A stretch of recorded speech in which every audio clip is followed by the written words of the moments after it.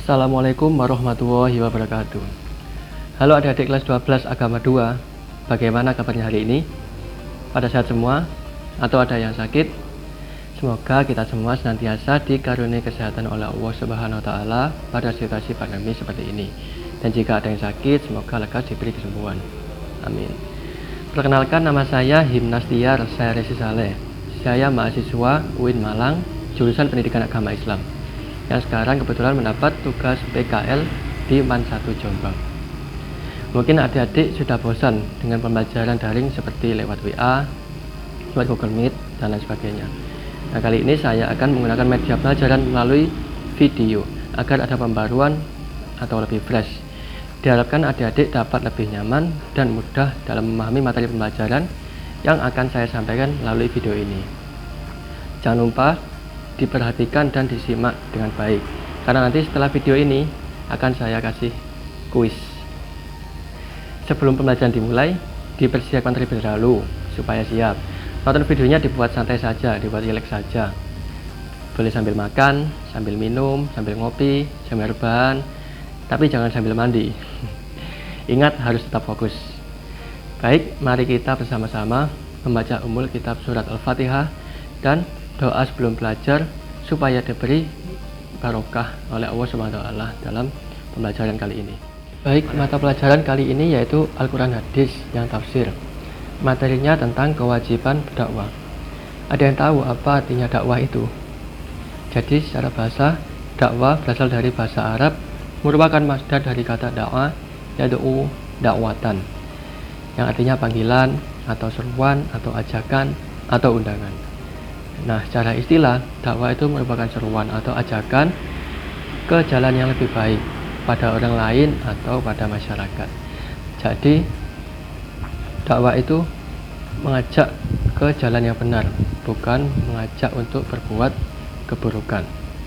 Dakwah itu dapat dikatakan seperti amal jariah. Jika objek dakwah melaksanakan kebaikan yang disampaikan oleh pendakwah, maka pendakwah akan mendapat pahala kebaikannya juga. Selanjutnya yaitu tujuan utama dakwah.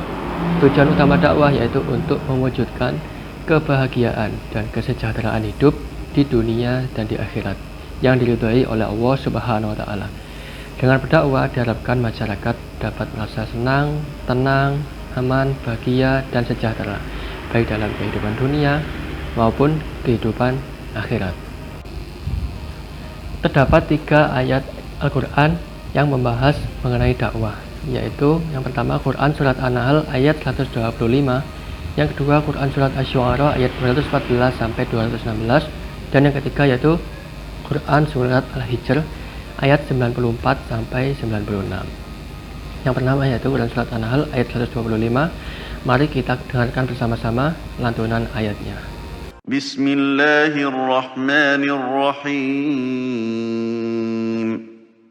وادع إلى سبيل ربك بالحكمة والموعظة الحسنة وجادلهم بالتي هي أحسن إن ربك هو أعلم بمن ضل عن سبيله وهو أعلم بالمهتدين. Artinya, serulah manusia kepada jalan Tuhanmu dengan hikmah dan pelajaran yang baik, dan bantahlah mereka dengan cara yang baik. Sesungguhnya Tuhanmu dialah yang lebih mengetahui tentang siapa yang tersesat dari jalannya, dan dialah yang lebih mengetahui orang-orang yang mendapat petunjuk.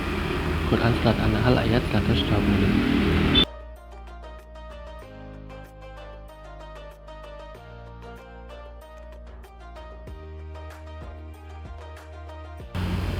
Jadi, ayat tersebut menjelaskan tentang metode dakwah. Terdapat 3 metode dalam dakwah, yaitu yang pertama metode hikmah, yang kedua metode mau'idhah hasanah, yang ketiga metode mujadalah. Yang pertama metode hikmah. Syekh Ahmad Mustafa Al-Marawi mengatakan hikmah adalah perkataan yang jelas dan tegas disertai dengan dalil yang dapat mempertegas kebenaran dan dapat menghilangkan keraguan-keraguan. Jadi dalam berdakwah itu, pendakwah itu harus jelas, tegas, sesuai kebenaran dalam menyampaikan dakwanya, bukan kebohongan, supaya objek dakwah dapat menerima dengan mantap. Yang kedua, metode mau'izah hasanah adalah cara yang ditempuh oleh pendakwah untuk mengajak kepada ketauhidan murni kepada Allah Subhanahu wa taala, supaya dapat mengena atau sampai di hati mereka saat memberikan nasihat. Maka ucapan yang disampaikan harus disertai dengan pengamalan atau keteladanan. Jadi pendakwah itu juga harus mengamalkan apa yang disampaikan kepada objek dakwah dengan memberi teladan yang baik, supaya objek dakwah dapat menerima materi dakwah dengan mantap. Yang ketiga, metode mujadalah, yaitu cara yang digunakan oleh pendakwah dengan berdebat. Imam Al-Ghazali dalam kitabnya Ihya Ulumuddin menegaskan supaya orang-orang yang melakukan tukar pikiran, diskusi atau berdebat hendaknya tidak menganggap bahwa yang satu itu adalah lawan, akan tetapi sebagai mitra bicara untuk mencari titik temu yang saling tolong-menolong dalam mencapai kebenaran. Sebab jika lawan diskusi itu atau lawan debat dianggap sebagai lawan atau musuh, maka tidak akan menghasilkan hasil yang terbaik. Bisa jadi munculnya hal-hal negatif dikarenakan adanya sikap dendam dan juga sikap emosional. Terdapat 6 prinsip komunikasi dalam dakwah. Yang pertama yaitu qaulan ma'rufan, yang kedua qaulan kariman, yang ketiga qaulan layyinan, yang keempat qaulan balighun, yang kelima qaulan sadidan, dan yang keenam qaulan maisuron. Yang pertama yaitu qaulan ma'rufan. Kata ma'ruf artinya yaitu baik dan diterima oleh nilai-nilai yang berlaku dalam masyarakat. Ucapan yang baik adalah ucapan yang diterima sebagai sesuatu yang baik dalam pandangan lingkungan masyarakat.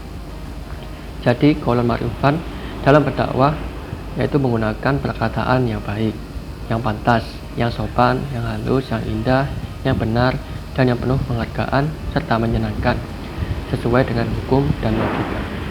Yang kedua yaitu qaulan kariman. Pada dasarnya arti kariman yaitu mulia. Menurut Ibnu Katsir, makna qaulan kariman adalah lembut, baik, penuh kesopanan, disertai dengan tata krama dan penghormatan terhadap mitra bicara. Jadi dalam berdakwah itu hendaknya berbicara dengan kata-kata mulia atau memuliakan objek dakwah, dan juga dengan sopan, supaya tidak menyinggung perasaan mitra bicara atau objek dakwah. Yang ketiga, qaulan layyinan. Ungkapan qaulan layyinan bermakna perkataan lemah lembut. Perkataan lemah lembut yang di dalamnya terdapat harapan, supaya orang yang diajak bicara menjadi teringat akan kewajibannya dan juga takut untuk berbuat maksiat atau takut untuk meninggalkan kewajibannya. Yang keempat, qaulan balighun, yaitu bermakna ucapan yang sampai pada lubuk hati orang yang diajak bicara atau sampai mengena di hatinya, supaya hati mereka tersentuh dan tergerak untuk berbuat kebaikan. Maka dalam berdakwah hendaknya menggunakan perkataan yang mengena di hati atau sampai di lubuk hati. Yang kelima, qaulan sadidan. Makna qaulan sadidan dalam arti pembicaraan yang benar, yang jujur, yang lurus dan tidak sombong, tidak berbelit-belit dan sesuai dengan kebenaran. Dan yang enam terakhir adalah qaulan maisuron. Seorang dai yang baik adalah mereka yang mampu menampilkan dirinya sebagai sosok yang luas sehingga disukai dan disenangi oleh audiensnya. Agar bisa disenangi orang lain, maka ia juga harus memiliki sikap empati, sikap simpati, dan sikap yang menyenangkan. Bismillahirrahmanirrahim. Wa anzir 'ashiratakal aqrabin. Wakhfid janahaka liman ittaba'aka minal mu'minin. فإن عصوك فقل إني بريء مما تعملون. Artinya, dan berilah peringatan kepada kerabat-kerabatmu yang terdekat, dan rendahkanlah dirimu terhadap orang-orang yang mengikutimu, yaitu orang-orang yang beriman. Jika mereka mendurhakaimu, maka katakanlah, sesungguhnya aku tidak bertanggung jawab terhadap apa yang kamu kerjakan.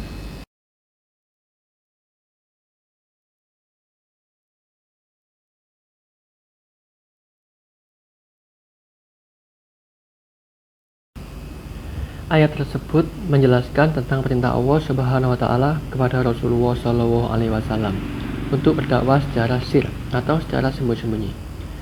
Pada ayat ini Allah memerintahkan kepada Rasul agar memberi peringatan kepada keluarga serta kerabat terdekatnya serta para sahabat. Contohnya seperti istri Nabi Siti Khadijah, sahabat Nabi Abu Bakar, sepupu Nabi Ali bin Abi Thalib, dan lain-lain.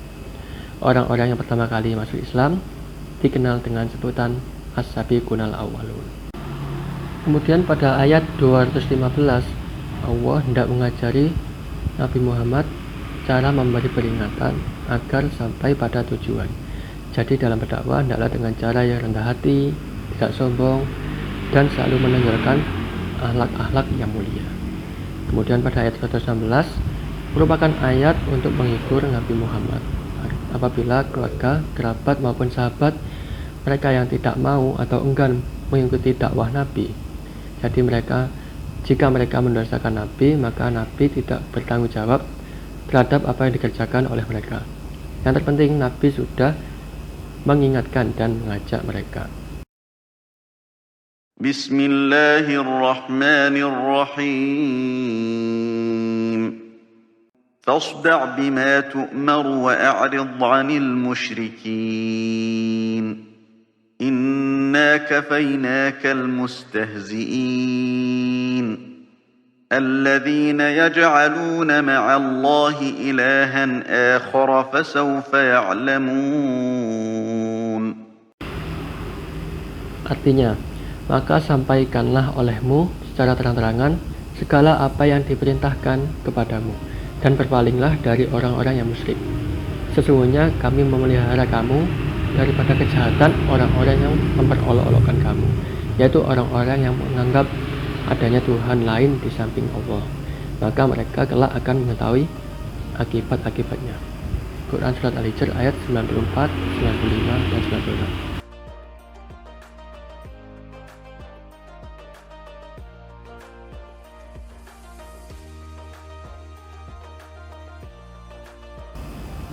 Jadi, ayat tersebut menjelaskan tentang perintah Allah Subhanahu wa taala kepada Nabi Muhammad untuk berdakwah secara jahar atau secara terang-terangan. Pada ayat ini Allah memerintahkan kepada Nabi Muhammad agar menyampaikan dakwah kepada kalangan masyarakat lebih luas. Tentu dakwah Nabi ini tidak terlepas dari tantangan yang berat. Salah satunya yaitu dari paman Nabi sendiri, Abu Lahab. Sesampai Allah Subhanahu wa taala mengabadikan nama Abu Lahab di dalam Al-Quran, saking menantangnya beliau kepada dakwah Nabi Muhammad SAW. Kemudian pada ayat 94 merupakan perintah Allah kepada Rasulullah untuk berdakwah secara terang-terangan dengan segala kekuatan yang dimiliki. Hal tersebut merupakan perintah Allah untuk menyampaikan Islam kepada masyarakat yang lebih luas. Nah, kemudian pada ayat 95 Allah meyakinkan Rasulullah supaya tidak takut dalam dakwah, sebab Allah Subhanahu wa taala bersama para pengikut. Rasul akan selalu mendukungnya dan tidak membiarkan saat Rasul mendapat gangguan. Pada ayat 96 Allah menggambarkan tipe orang-orang yang suka mencaci, mencela, dan melecehkan Rasul, termasuk orang-orang yang menjadikan Tuhan selain Allah Subhanahu wa taala. Generasi zaman sekarang lebih dikenal dengan generasi milenial. Generasi milenial adalah generasi yang hidup di era teknologi internet. Dengan adanya teknologi internet, sangat dimudahkan mengakses berbagai informasi, salah satunya yaitu dakwah. Ada banyak sekali dakwah-dakwah di internet, baik dari YouTube, Facebook, Instagram, WhatsApp, dan lain-lain. Apabila telah mendapat materi dakwah di internet, kebanyakan dari mereka menyampaikannya secara langsung dengan mentah-mentah tanpa mengetahui kebenaran dan sumber dakwah tersebut. Bahkan ada yang menimbulkan kontroversi. Nah, maka dari itu seharusnya mencari atau memfilter terlebih dahulu terhadap dakwah yang didapat dari internet, dan seharusnya konsultasi kepada kiai, ustadz, atau ulama-ulama yang dipercaya supaya tidak terjerumus ke dalam ketidakbenaran. Sebagai generasi yang sudah melekat dengan internet, maka pesan saya gunakan internet dengan bijak dan sebaik-baiknya. Jangan mudah menerima atau menyebarkan informasi atau dakwah yang belum jelas sumbernya dan kebenarannya. Kasihan orang-orang awam yang memiliki pemahaman yang kurang. Dikhawatirkan mereka juga secara mentah-mentah dijadikan pedoman. Baik adik-adik, terima kasih telah menyaksikan dan menonton video pembelajaran ini. Semoga dapat bermanfaat dan menambah pengetahuan bagi kalian. Setelah menyaksikan video ini, kalian akan saya kasih kuis. Namun kuis tersebut melalui aplikasi Quizzes. Apa sih aplikasi Quizzes itu? Jadi aplikasi Quizzes itu adalah aplikasi di Android yang digunakan untuk membuat kuis-kuis. Untuk teknis dan cara penggunaannya nanti akan saya sampaikan di WhatsApp. Baik, terima kasih atas perhatiannya. Jika ada salah kata, saya mohon maaf sebesar-besarnya. Wassalamualaikum warahmatullahi wabarakatuh.